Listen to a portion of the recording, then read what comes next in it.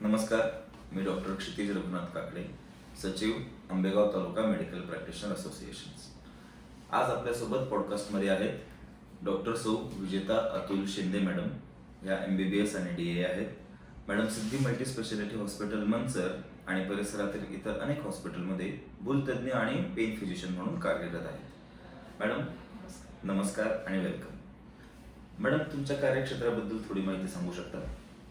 नमस्कार, मी डॉक्टर विजेता. मी आज माझ्या भुलीसंबंधी जे काही कार्य मी करत आहे त्याबद्दल, तसेच भुलीसंबंधीचे तोटे, फायदे आणि जनसामान्यात असलेले त्याचे गैरसमज ह्यासंबंधी बोलणार आहे. भारतामध्ये वैदिक काळापासून भूल चालू आहे. भूलशास्त्राचा वापर केला जात आहे ऑपरेशनसाठी. महर्षी सुश्रुत यांनी भूलशास्त्राचा वापर केला.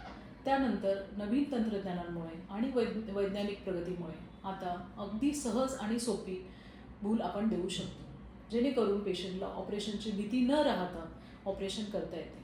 भुलीमुळे प्रचंड रुग्णांचे जीव वाचवण्यात आलेले आहेत. मॅडम, ह्या भुलीचे अनेक प्रकार असतात. थोडंसं आमच्या श्रोत्यांना त्याबद्दल प्रबोधन करू शकलात तर बरं होईल. भुलीचे काय काय प्रकार असतात? प्रत्येक ऑपरेशननुसार भुलीचे सामान्यतः 3 प्रकार असतात. सर्वप्रथम असते पूर्ण भूल, ज्यामध्ये रुग्णाला औषधाद्वारे पूर्णतः बेशुद्ध करण्यात येते. त्याचे श्वसन, हृदय आणि मेंदू ह्या पूर्ण भुलीमुळे आमच्या नियंत्रणात असतो. त्याला व्हेंटिलेटरद्वारे आपण श्वास देतो. ह्या ऑपरेशननंतर पेशंटला ऑपरेशनची एकही मेमरी राहत नाही, म्हणजे त्याला आठवतही नाही ऑपरेशन झाले आहे. ही सर्वात सहज भूल आहे, पण त्याचबरोबर त्याचे तोटेही आहेत.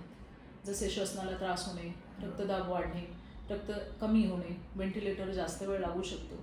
काही रुग्ण काही ठराविक आजारांमुळे पूर्ण वेळ किंवा अर्धवेळ कोमात जाऊ शकतात. तर पूर्ण भूल ही सहज नॉर्मली आपण मेंदूचे ऑपरेशन, मणक्याचे ऑपरेशन, कमरेवरील ऑपरेशन जसे हृदयाचे ऑपरेशन, किडनीचे मोठे ऑपरेशन किंवा जटिल आणि किचकट ऑपरेशन यांच्यासाठी आपण पूर्ण भूल ही देतो. दुसरा प्रकार आहे स्पायनल ॲनेस्थेसिया, जो सर्रास सगळीकडे दिला जातो. त्याला प्रादेशिक भूल असेही म्हणतात. खूप जणांना असं वाटतं की हा मणक्यातली भूल आहे, पण मणका हा हाडाचा असतो, त्यामध्ये भूल देता येत नाही. आपण ही भूल स्पायनल ॲनेस्थेसिया मज्जारज्जूला देतो. मज्जारज्जू हा मेंदूला एका ठराविक ठिकाणी जोडलेला असतो. मज्जारज्जू हा मणक्याच्या आतमध्ये असलेल्या छोट्या पोकळीत असतो. काही औषधांद्वारे आपण त्या मज्जारज्जूला भूल देतो, जेणेकरून कमरेखालील ऑपरेशन करणे सहज सोपे होते. ह्यामध्ये पेशंट पूर्णतः वरती जागे असतो. त्याचे हृदय, मेंदू यांना भूल देण्याची गरज पडत नाही. पेशंटला श्वासासाठी एक्स्ट्रा काही प्रिकॉशन घ्यायची गरज पडत नाही. ही सहज आणि सोपी भूल असे म्हटले जाते. पण त्याचे काही तोटे पण आहेत.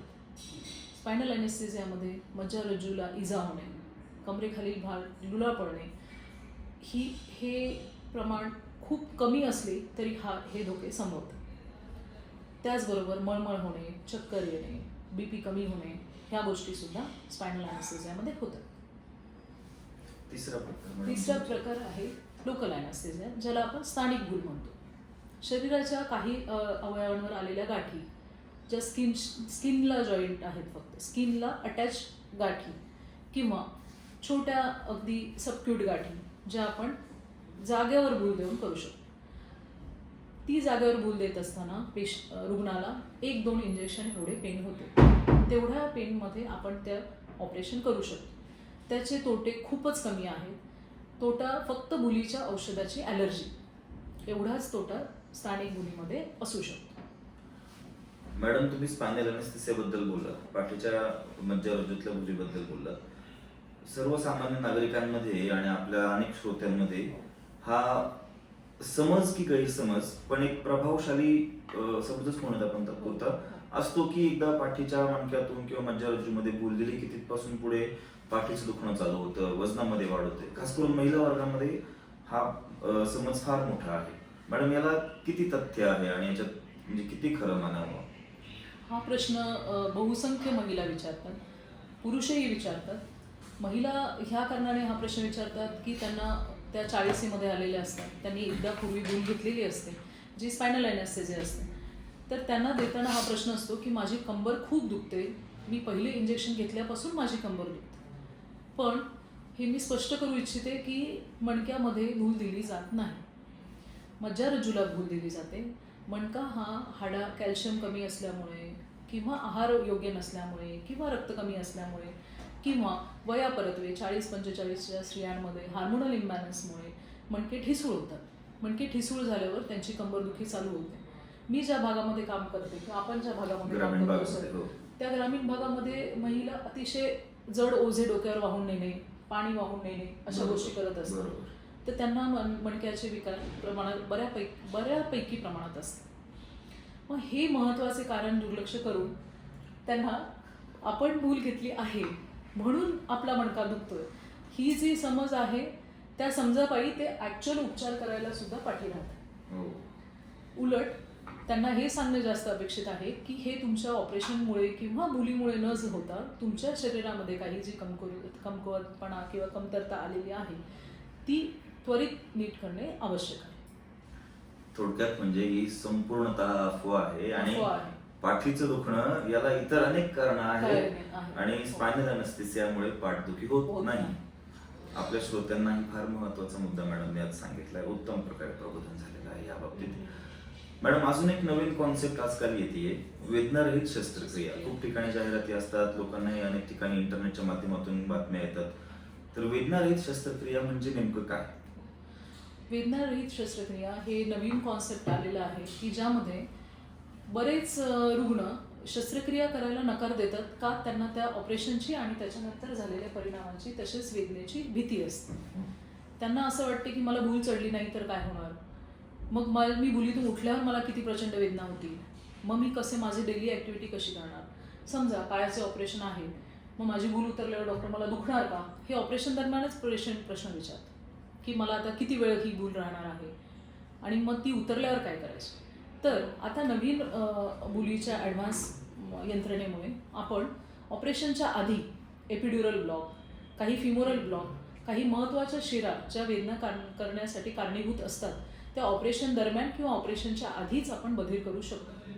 त्यामुळे अगदी गुडघे बदलणे, सांधे रोपण, पोटाच्या शस्त्रक्रिया त्याच्यामध्ये एपिड्युरलद्वारे आपण ऑपरेशन नंतर दुसऱ्या दिवशी पेशंट सहज चालू शकतो. त्याला अजिबात वेदनाशामक घ्यायची गरज पडत नाही. असे खूप सारे उपाय आहेत की जेणेकरून त्यांना झिरो वेदना म्हटलं तरी चालेल, शून्य वेदना अशा प्रकारे ऑपरेशन करण्यात येतं. ती अशी खूप खर्चिक बाब पण नाही आहे. फक्त रुग्णाला त्याची माहिती असणे आणि रुग्णाने त्याबद्दल स्वतःहून सांगणे एवढेच अपेक्षित असते. आजकाल पेनलेस डिलिव्हरीज पण होतात, वेदनारहित डिलिव्हरी पण होतात. वेदनारहित प्रसूती त्या देखील याचाच भाग का? त्या देखील याचाच भाग आहे. पेनलेस डिलिव्हरीमध्ये रुग्णाला सुरुवातीला जेव्हा कळा सुरू होतात तेव्हा त्या गर्भवती मातेला आपण पाठीमधून एक एपिड्युरल कॅथेटर टाकतो आणि दर 2 तासांनी 3 तासांनी आपण त्यातर्फे त्यांना औषध देतो जेणेकरून तिला दुखत नाही पण कळा येतात आणि अशाद्वारे ती नॉर्मल डिलिव्हरी होऊ शकते, न वेदना सहन करता. म्हणजे प्रसूती वेदना न होता देखील नॉर्मल डिलिव्हरी करणं शक्य आहे अत्याधुनिक तंत्रज्ञानाच्या आणि कौशल्याच्या मदतीने. मॅडम, आपण पेन फिजिशियन म्हणून देखील काम करता. पेन मॅनेजमेंट या विषयामध्ये आपलं हातखंड आहे. मॅडम, या विषयाबद्दल थोडं सांगू शकाल? पेन मॅनेजमेंट म्हणजे नेमकं काय? भूलतज्ञ म्हटले की वेदना आणि वेदनाशमन हेच आमचं कार्यक्षेत्र आहे.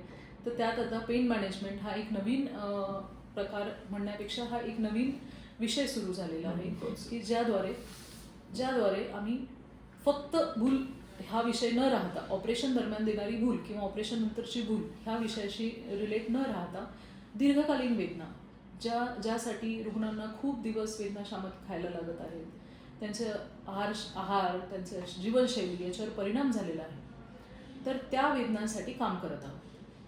ह्यामध्ये आपण फक्त वेदनाशामक, फक्त फिजिओथेरपी किंवा काही ठराविक इंजेक्शन्स यावर न राहता रेडिओ ॲब्लेजन म्हणजे एखादी शिर रेडिओ ॲब्लेजन करून हे करणे, क्रायो ॲब्लेजन करून एक नवीन प्रकार आहे, PRP आहे, रिजनल ब्लॉक्स आहेत.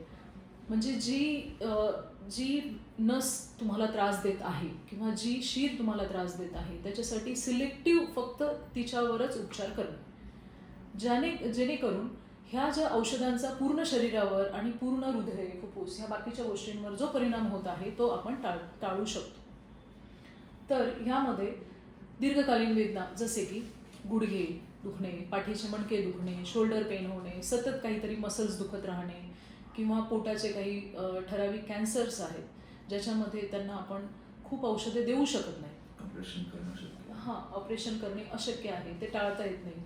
पण ते रुग्ण, कर्करोगाचे ते रुग्ण की ज्या रुग्णांना खरंच त्यांचा प्रॉपर आहार जाण्यासाठी किंवा उर्वरित आयुष्य त्यांचे चांगले जाण्यासाठी काही वेदना रेस्क्यू करण्यासाठी काहीतरी गरज असते, त्या लोकांसाठी आपण हायपोगॅस्ट्रिक ब्लॉक देतो, लंबर चेन ब्लॉक देतो, लंबर ब्लॉक्स देतो, हायपोगॅस्ट्रिक ब्लॉक देतो. तर हे ब्लॉक्स खूप इफेक्टिव्ह आहेत. कमीत कमी पेशंटला 6 ते 10 महिने त्याने वेदना होत नाही. इव्हन एपिड्युरल म्हणून एक प्रकार आहे ज्यामध्ये वयस्कर लोक आहेत की ज्यांना ऑपरेशन करण्यासाठी ते शारीरिकदृष्ट्या तंदुरुस्त नाहीत, पण त्यांच्या वेदना कमी करण्यासाठी त्यांना आपल्याला काही ठराविक एपिड्युरल ब्लॉकद्वारे किंवा रिजनल ब्लॉकद्वारे आपण चालते करू शकतो, त्यांचे ऑपरेशन टाळू शकतो, त्यांचं उर्वरित आयुष्य चांगले करू शकतो. तर हा एक खूप छान आणि नवीन कॉन्सेप्ट आहे पेन फिजिशियनचा आणि त्यामध्ये प्रचंड प्रमाणात रुग्ण सॅटिस्फाय झालेले आहेत. म्हणजे मी माझे पर्सनल बऱ्यापैकी पेशंट केले आहेत जे ऑपरेशनसाठी तंदुरुस्त नाही आहेत, पण रिजनल जागेवर त्या जागेवरच्या शिरांना भूल देऊन ते ऑपरेशन करून घेण्यात आलेलं आहे. थोडक्यात पेन मॅनेजमेंट ही अशी कल्पना आहे किंवा असा प्रकार आहे जिथे पेशंटवर पेन किलर्सचा इंजेक्शनचा भडीमार न करता एकदम टार्गेटेड पद्धतीने आपण जिथे त्यांच्या प्रॉब्लेम आहे तिथेच त्यांना पेन ब्लॉक दिला जातो आणि मुलीचेच औषधांचा वापर करून त्याचेच करून तंत्र वापरून आपण ह्या रुग्णांसाठी काहीतरी पेशंटचं आयुष्य सुकर करू शकतो. खूप छान. मॅडम, तुमचं एवढं दीर्घ करिअर झालेलं आहे, इतक्या वर्षांचा अनुभव आहे तुमचा, एखादी इंटरेस्टिंग केस सांगू शकाल जिथे तुम्हाला चॅलेंजिंग वाटलं किंवा पेशंटच्या दृष्टीने चॅलेंजिंग होतं किंवा तुमच्या संपूर्ण कार्यक्षेत्रातल्या कार्यकालातला एखादा गोड कटू कुठलाही प्रकारचा अनुभव शेअर करू शकाल? माझा एक खूप छोटा अनुभव आहे. ॲक्च्युली आळेफाट्यामध्ये बिबट्याने एका मुलावर हल्ला केला होता आणि आम्ही रात्री 9ला गेले होते मी तिथे. त्याच्या पूर्ण त्याच्या कवटीला हे झालं होतं, ट्रॉमा झाला होता, चावा होता, प्लस त्याच्या पूर्ण मेंदूला असंख्य वार होते त्याच्या कांबळ्याचे, वाघाच्या. तर ते बेबी मे बी 3 ते 6 वयोगटातील होते आणि ती इमर्जन्सी होती. आता त्यावेळेला त्याचं HB खूप कमी होतं, पण जवळपास 5 ते 6 तास ऑपरेशन झाल्यानंतर ते बाळ नंतर 7व्या दिवशी इतकं सुंदर पद्धतीने, 3ऱ्या दिवशीच तो बरा झाला, बुलीतून बाहेर आला, सगळं झालं. त्याला बुलीमध्ये ठेवलं होतं 2 दिवस, का तर झोपवून ताण नको मेंदूला म्हणून. पण तो एकदम छान, जेव्हा मी त्याला 7व्या दिवशी भेटायला गेले तो एकदम छान चालत वगैरे होता. तो खूप छान मस्त अनुभव होता माझ्यासाठी की जेव्हा ऑपरेशन सुरू करायच्या आधी आम्हाला खूप सगळ्यांनाच खूप, म्हणजे सर्जन टीम जी आमची टीम असते, जसं रुग्ण आपल्यासाठी खूप महत्त्वाचं असतं. प्रत्येक डॉक्टरसाठी रुग्ण त्याचे कसं ओढर आहे, त्याचे नातलं यांच्याबद्दल, त्यांचे चेहरे बघून असं वाटतं की हा पेशंट बरा व्हायला पाहिजे आणि तो खूप छान प्रकारे बाहेर आला आणि चांगला झाला. किती छान, किती छान. मूलतज्ञ हे खरं तर पडद्यामागचे जादूगार आहेत. अनेकदा पेशंटच्या किंवा नातेवाईकांच्या समोर भूलतज्ञांचा चेहरा येत नाही, किंबहुना आला तरी तो मर्यादित कालावधीसाठी येतो, क्षणिक काळासाठी असतो. परंतु वैद्यकीय क्षेत्रातली भूलतज्ञ ही अशी शाखा आहे ज्यांच्याशिवाय सर्जन, माझ्यासारखे डॉक्टर किंवा इतर कुठलेच डॉक्टर अजिबात काम करू शकत नाही. आज आपल्या ह्या पॉडकास्टमध्ये मॅडमनी त्यांचा अमूल्य वेळ दिला, पॉडकास्टसाठी आलात आणि आपल्याला प्रबोधनपर 2-4 मुद्दे सांगितले, त्यासाठी मॅडम तुमचे मनपूर्वक धन्यवाद. मॅडम धन्यवाद सर. आपल्या आंबेगाव मेडिकल असोसिएशन तर्फे मला ही संधी दिली त्याबद्दल असोसिएशनचे पण खूप आभार. धन्यवाद.